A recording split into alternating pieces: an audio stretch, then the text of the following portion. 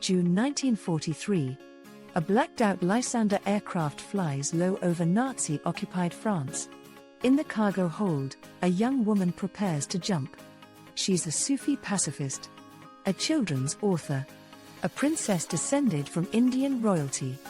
And she's about to become the most wanted spy in Paris. Her name is Noor Inayat Khan. And her story is one of the most remarkable, heartbreaking, and defiant acts of resistance in World War II. Noor was born in Moscow in 1914. Her father was an Indian Muslim of noble descent. Her mother was an American. The family moved to London when she was young, and then to France, where Noor grew up speaking French and English. She was trained as a musician. She studied at the Paris Conservatory. She became a children's author, writing fairy tales for young French readers. She believed in peace, in non-violence, in the power of stories to heal the world. And then the Nazis came. When Hitler's forces invaded France in 1940, Noor escaped to England. But she didn't stay safe.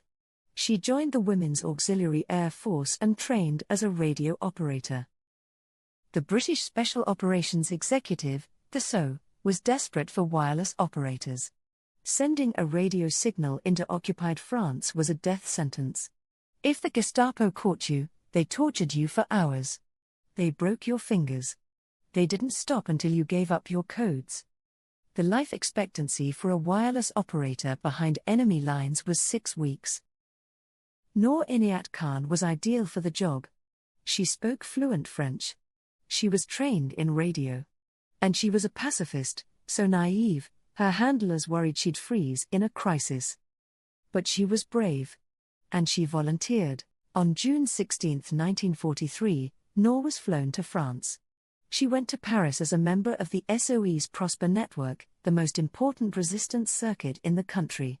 She moved into an apartment on the right bank and started transmitting. Her code name, Madeleine. Her job, to get vital intelligence to London. Troop movements. Supply depots. German positions. Every piece of information she sent helped pave the way for D-Day. For weeks, she worked alone. Her network was small. Her cover was fragile. She was terrified of weapons, ill-suited to silent killing, but her radio skills were extraordinary. She was the only wireless operator in the entire Paris region who could keep up with the pace of the transmissions. Then the Gestapo caught up with her. In October 1943, the Prosper network was betrayed. One of the agents had been turned by the Gestapo. The safe houses were raided. Agents were arrested. The network collapsed. Noor was offered the chance to escape. She refused.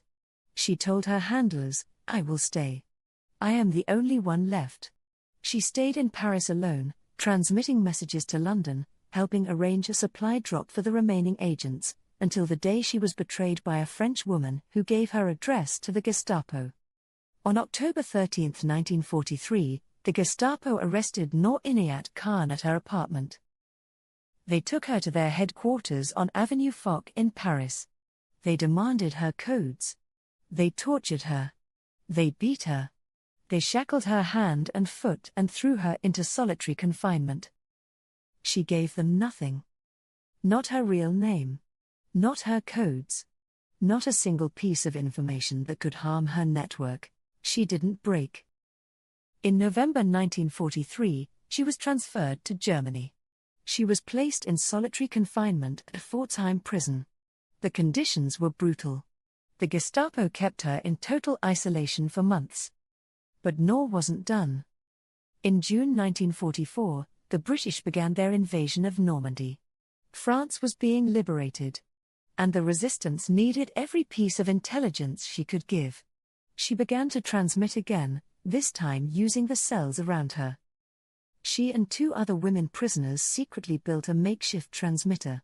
They used it to send coded messages to London, telling them the location of German troops and supply dumps. She continued transmitting until the Gestapo tracked the signal. On September 12, 1944, Noor was transferred to Dachau concentration camp.